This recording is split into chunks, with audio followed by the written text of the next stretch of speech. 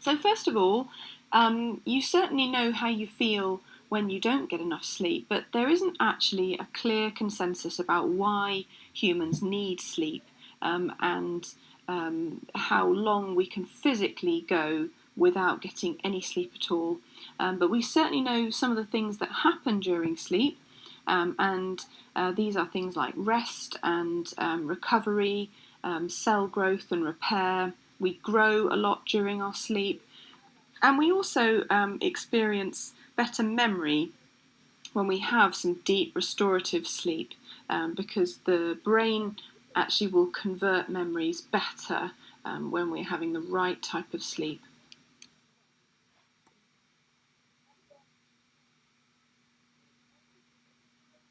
So first of all, because very small babies are born with a very immature brain that's only about 25% of the size of an adult's, children have an awful lot of work to do on their brain.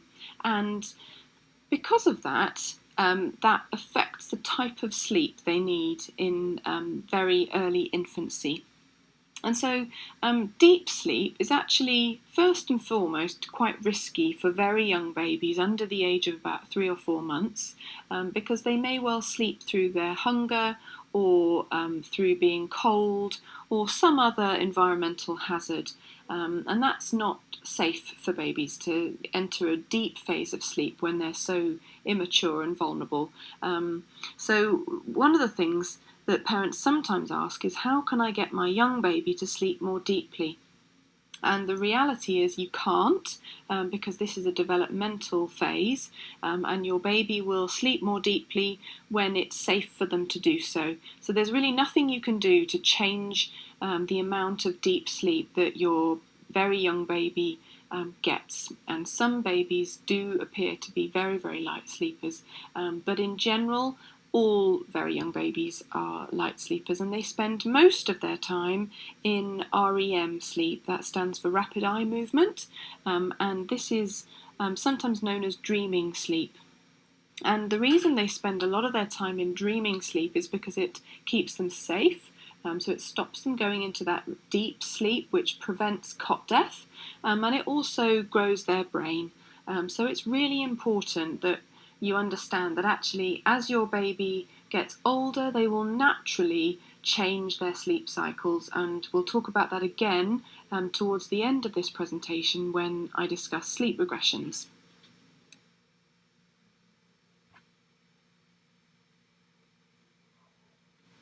So first of all, we'll spend some time thinking about body rhythms. So these are sometimes known as circadian rhythms. And on this slide, this represents the fluctuations in certain hormones and activities that go on during the course of a 24-hour day.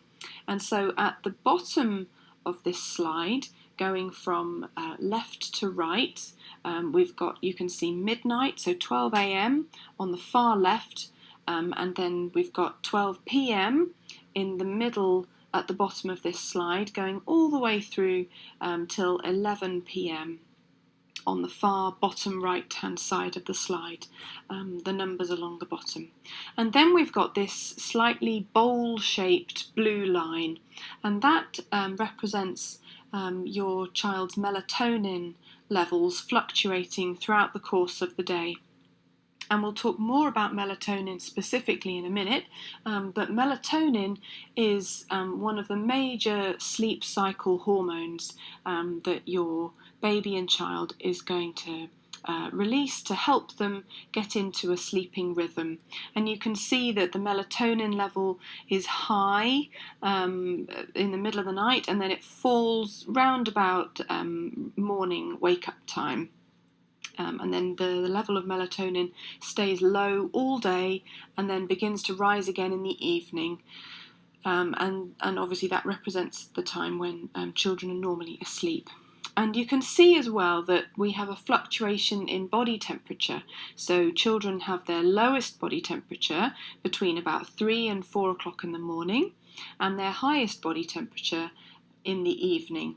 And those things are really important, and you can use your child's body clock to your advantage. You can help your child have a bit more of an established body clock, and it's important as well to be aware of the body clock, because if you can be in tune with that, it will help you to read your child's signals better, and it will help you to help them feel ready to go to sleep.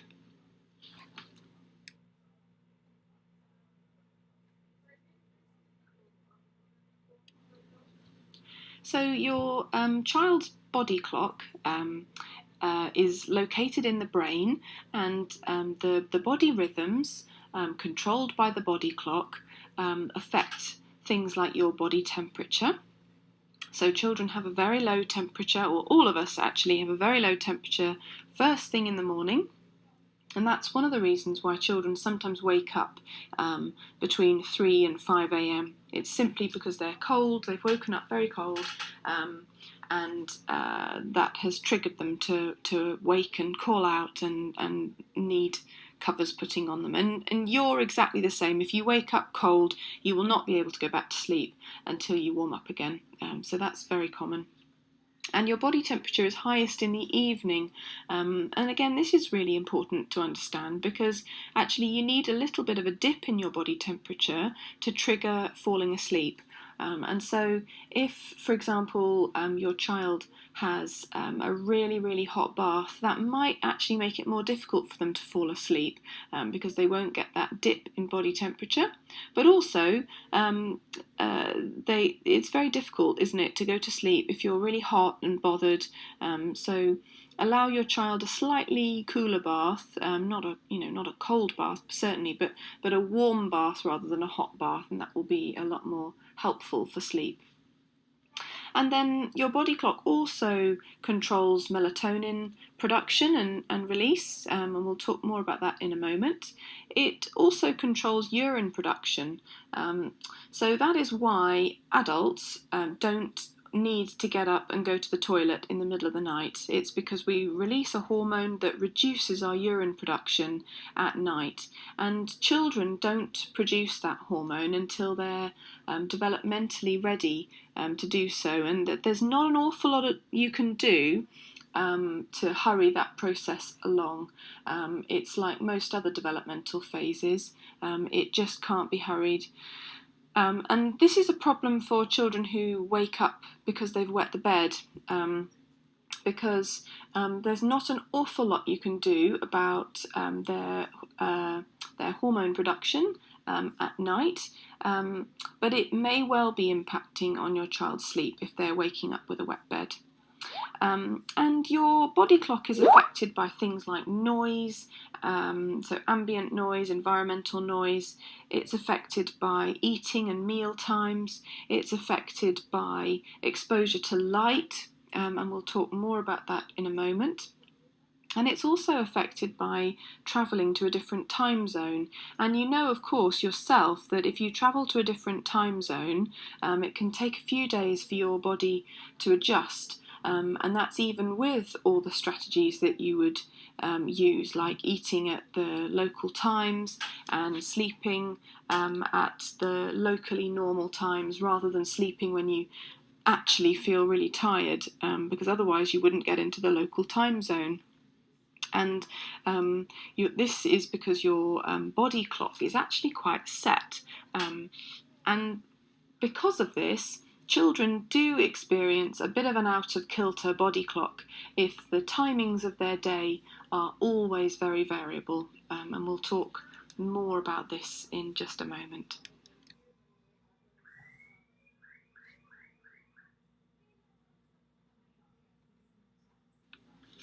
But first of all, we'll spend a little bit of time thinking about melatonin, because it's a major influence on your sleep-wake cycle. So melatonin doesn't actually make you go to sleep, but it makes you feel sleepy. And what happens is we produce very low levels of melatonin during the light. So during the daytime, when we're exposed to light, we naturally don't produce melatonin, and that helps us to feel alert. And when it begins to get darker, your melatonin levels will rise, and this makes us feel sleepy. It puts us in the mood to go to bed. And the other hormone that is important to understand is that your cortisol levels fluctuate during the day as well. And this is, again, really important. Now, cortisol is actually a stress hormone, but it's a really important hormone in things like thirst and urine production as well. And it actually gives you that get up and go feeling first thing in the morning. So you have naturally higher levels of cortisol early in the morning, and that helps you get out of bed, which is really quite useful. So that is good to know, because in the evening, of course, you don't want to have raised cortisol levels, because that's going to make your child not feel very sleepy and in the mood to go to sleep and go to bed.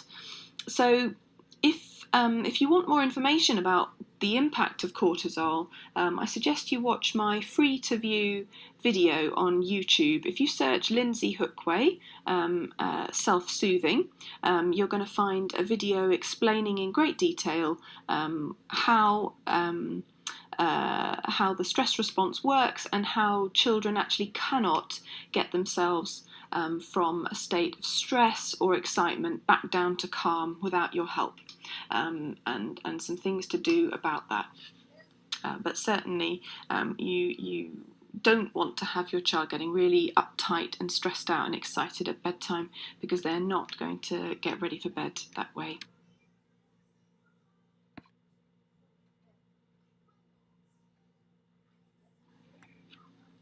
So just to summarise then, in the darkness at night time, you have high melatonin levels, which makes you feel sleepy. And in the morning, when you're exposed to light, any type of light, that will reduce the levels of melatonin, which makes you feel alert and puts you in the mood to get out of bed and get going. So a little bit more then about how to work with your child's natural circadian rhythm.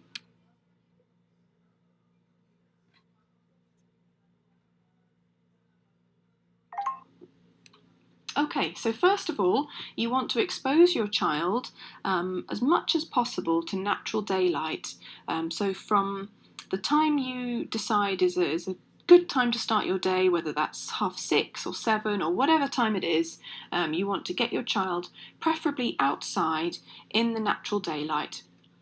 And even if you don't go outside, you definitely want to open the blinds and curtains, perhaps open the windows, and just allow as much natural daylight to come in as possible. In the winter months, it's more hard to achieve that, but you would probably have to turn on lights.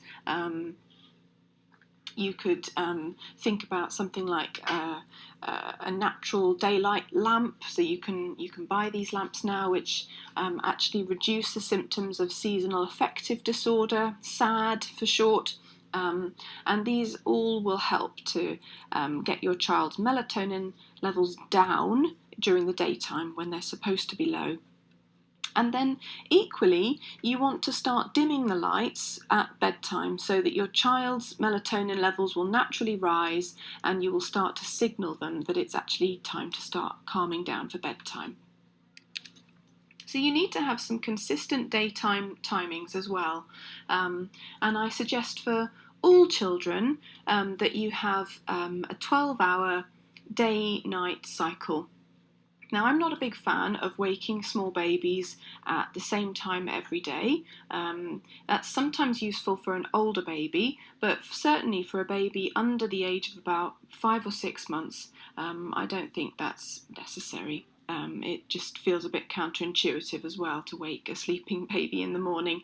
But what I do recommend you do is, even if your baby is still asleep, if it's the time that you've decided is going to be your daylight hours, I would turn all the lights on, open the curtains, don't reduce the sort of background noises, don't tiptoe around. So if, for example, you've decided that daytime is going to be 7 a.m. to 7 p.m, turn all the lights on, because what that's going to do is begin to set your child's body clock.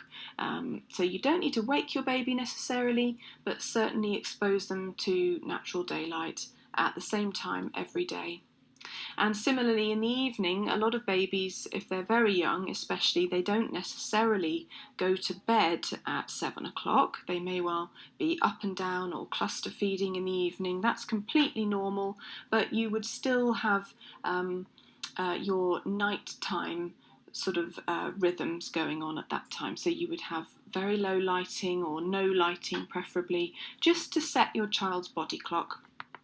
And if you've got a baby or a child who is eating solid food, you'll definitely want to make sure that those meal times are at the same time every day, to allow your child to develop some consistent associations with their body clock, because your body clock is affected by meal timings. And for the same reason, you want to have your child's naps at the same times, roughly every day. And I often talk about a grace period, so naps happening within about 20 to 30 minutes of your target time is fine. And you definitely want to have stimulation at the right time of day. So in the morning, you capitalise on those low melatonin levels and higher cortisol levels, and that you have plenty of exercise and activity and play and stimulation. Pick the times when you're going to have really exciting fun time. Certainly before a nap or before bedtime is definitely not the time to start bouncing on the trampoline or having rough and tumble or a really, really exciting, fun, loud, noisy, splashy bath. That's not going to help to set that consistent message that this is calm down time. And for reasons that I've suggested already, the evening bath shouldn't be too hot, because that's actually going to make it harder for your child to settle down and go to sleep. So just consider having a warm bath, but it shouldn't be too hot. And it might sound like a really obvious point, but put your child to bed with a dry nappy. Modern nappies are really, really good at drawing moisture away from the child's skin, but until they've developed the ability to regulate their hormone and urine production levels at night, it is going to unsettle them to have a wet nappy, because it's uncomfortable for them. So if you find that your child consistently wakes up at the same sort of time and you notice that they're always really, really wet at that time, although in general I wouldn't recommend changing your baby in the night unless they've got a soiled nappy. If they're consistently waking up with a really wet nappy and you can't find any other reason why they're waking, so say they don't want to feed or whatever, then probably just experiment with changing their nappy and see if that makes them feel more comfortable. And you definitely want to avoid exposure to blue light. Now, all light is on a spectrum from red to blue. It might not look either red or blue, but it definitely is. And all artificial lights, and especially things like screens, night lights, TVs, iPads, smartphones, and grow clocks, so any kind of baby nightlight product, whether it's a sound and lights musical mobile or a night light or a glow clock, these all emit light on the blue end of the spectrum. Now, the problem with this is that blue light in particular will prevent your child's natural melatonin production. There have been a number of research studies in the last few years that have confirmed that actually blue light inhibits your melatonin production. So this is true for you as well. So if you habitually check your phone or work on your laptop right before bed, actually what's been shown is that your bedtime will be delayed not only for that night but also on subsequent nights as well, because it's affected your body clock. So you definitely want to avoid exposure to blue light with your child in the hour to 2 hours before a nap or bedtime. And you really ideally want to have real pitch blackness. So if your child is afraid of the dark, or if you need to be able to see for night feeds, for example, what I suggest you do is just get a really cheap extra desk lamp and put it on the floor or something, and just buy a red light bulb from a hardware shop. So just a really basic, simple red light bulb, and put that into your lamp and use that as your night light. It is a bit odd having a red light in your room, but actually red light doesn't have the same negative impact on your body clock as blue light does. So just a suggestion.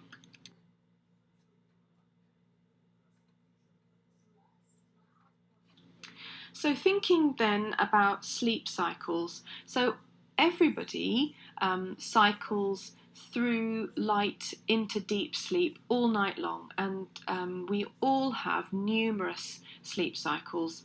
And at the end of every sleep cycle, when we come up into a light phase of sleep, we experience a brief awakening.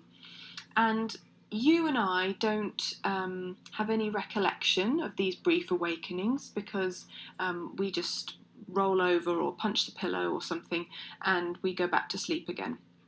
And we don't remember it in the morning. But often babies and children have a harder time transitioning through their sleep cycles. And so what happens at bedtime is your child will be drowsy and they will drift into a light sleep and then quite quickly go into a deep sleep.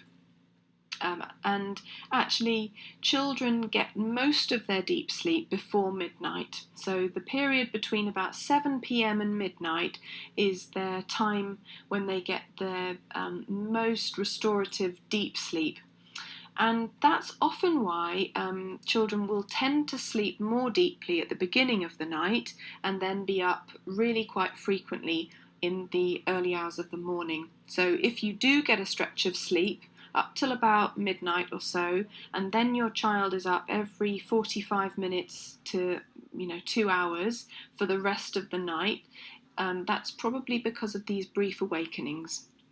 And you can see that the brief awakenings become more and more frequent towards the morning wake-up hour.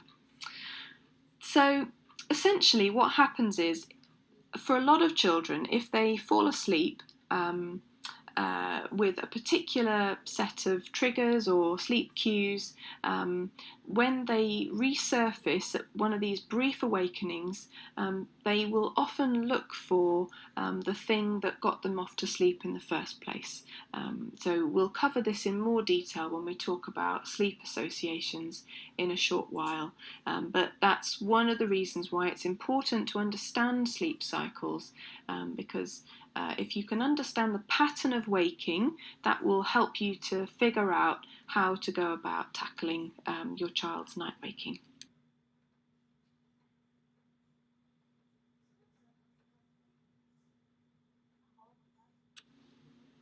So when we're thinking about what the child's pattern of sleep looks like from bedtime to morning wake-up time, children experience a natural period of sleepiness round about 6:30 to 7 o'clock.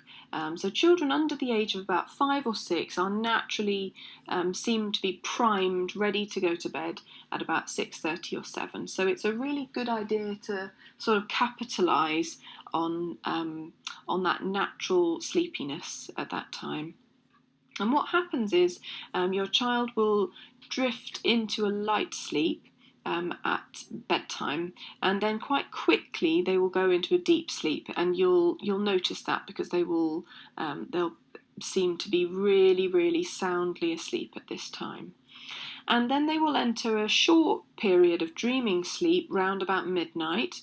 So if your child always wakes up at around midnight or 1 o'clock in the morning and they are calling out and crying and upset, this is a really common time for nightmares. So that may well be what's going on. And then they will have another section of deep sleep after that first dreaming sleep. And then for the rest of the early hours of the morning, this is predominantly dreaming sleep, so that rapid eye movement sleep. And that's why it's such a common time for children to wake up, especially wake up very frequently, because they are quite lightly asleep. They're not far from sleep when they're dreaming. And that's why if you wake up during this time, you will generally be able to remember what you were dreaming about, because you're really not that far from being awake at this point. And then as you get towards the morning wake-up time, your child will re-enter that light phase of sleep again, which is why it's quite easy for them to be roused at this time.